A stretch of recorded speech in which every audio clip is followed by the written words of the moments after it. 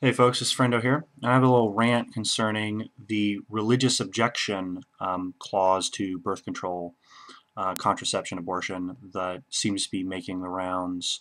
There was the well-publicized Rush Limbaugh Sandra Fluke gaffe, but just recently this objection has come up again with Arizona law HB 2625. Currently on the docket in the state legislature.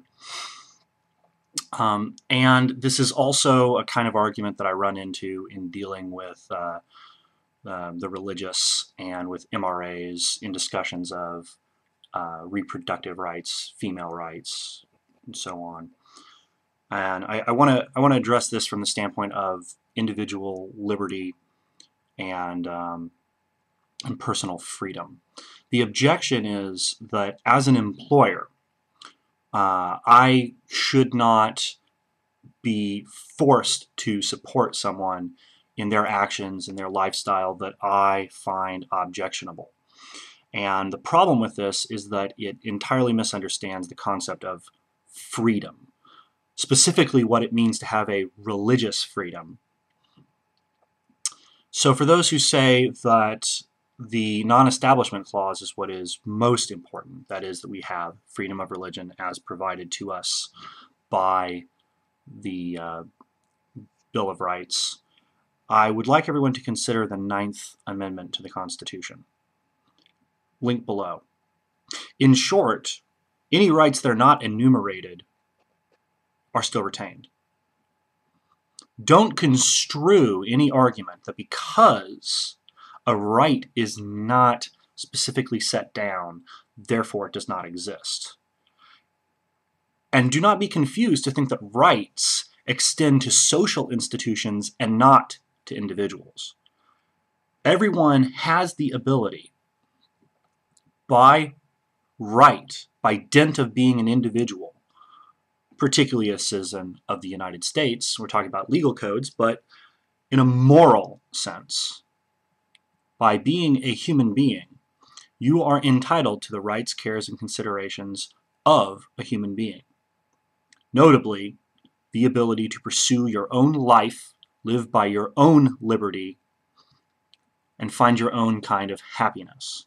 So those who use this kind of argument are relying on the assumption that it is some sort of trampling of their religious liberties. If they have to engage in an activity by virtue of paying a person or subsidizing through employment contracts this person receiving a service that they find morally objectionable. Now, this is something that comes up in Sharia law, where if you get into a taxi cab and you are carrying a bottle of alcohol, the driver is morally obligated to make you get out, because taking you anywhere with your bottle of alcohol would be transportation of alcohol, something that they, as a Muslim living under Sharia, cannot endorse. So, taking the standpoint of this being a matter of religious freedom, I wonder the Christians making this argument would care to live under the religious dictates of anyone else in their country. Don't think that it couldn't happen, that you as a Christian may not be employed by a Muslim who shouldn't be able to dictate to you, rather arbitrarily, that you cannot consume alcohol. After all, why should they pay to support something about your lifestyle that they find objectionable? Now, the real answer here is that it's none of their damn business. My employers have always supported my pornography, my alcohol,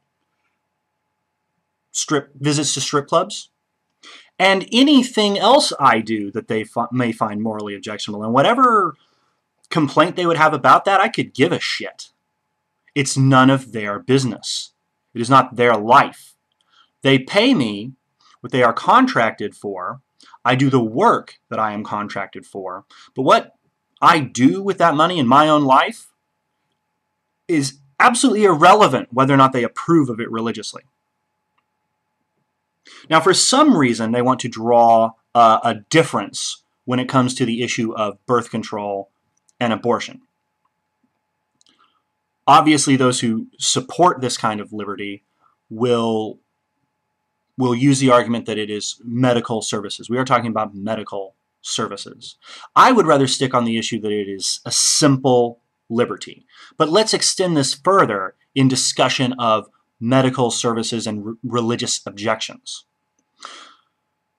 At one time, I was employed by the United States military, and I went to use psychological services, counseling, provided by the government. Now, for purposes of my security clearance, I could be asked, did you receive these services? And I would be obligated to say yes, and then that would be it. They would put down a check mark. They wouldn't say, what was it for? Was it for PTSD? Was it for personal reasons? Was it because you were sexually assaulted? Was it because you witnessed a sexual assault? Was it for depression? Was it for anxiety? Did they give you drugs? Now, I bring this up because there is a religion, you might say a cult, but a religion out there called the Church of Scientology that objects to psychology. They have their own system of counseling, their own religious beliefs, their own spiritual beliefs concerning how it is we overcome pain.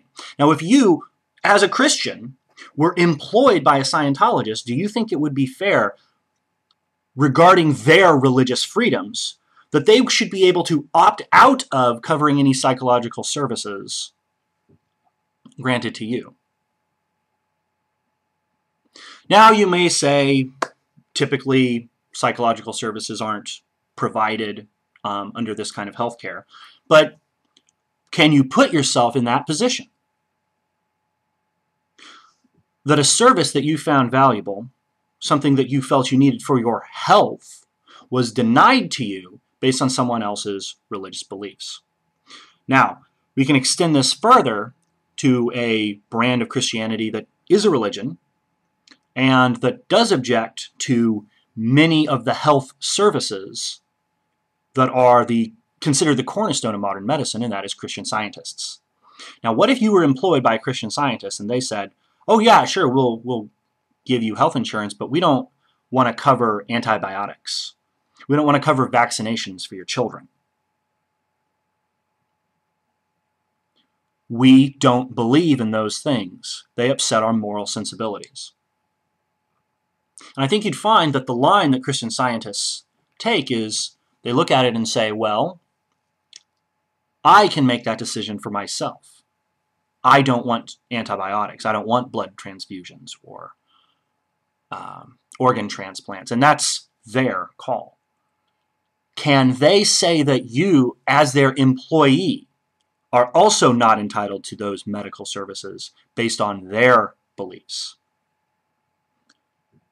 Hopefully that illustrates the point, because that's where I take it back to my original stance. This is an issue of personal, individual liberty. No one has the right to tell you what you are and are not entitled to based on their religious beliefs, unless it is something that actually harms them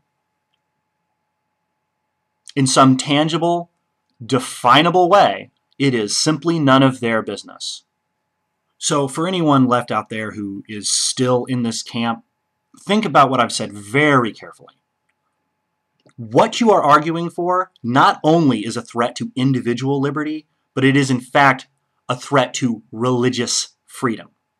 If you want to have the ability to define your own moral standards for yourself and live by them, then you have to be prepared to extend that same courtesy to others. Someday, you will find the shoe on the other foot. Don't think that all the other Christians out there follow the same moral compass that you do, that their prayers are answered in the same way that yours are. You will find yourself in conflict with them. You may find that they outnumber you. Once the rules of respect for the individual, of not using religious freedom as an excuse to trample on the rights of others, once that is taken down, you will have nothing left to defend your own religious freedoms.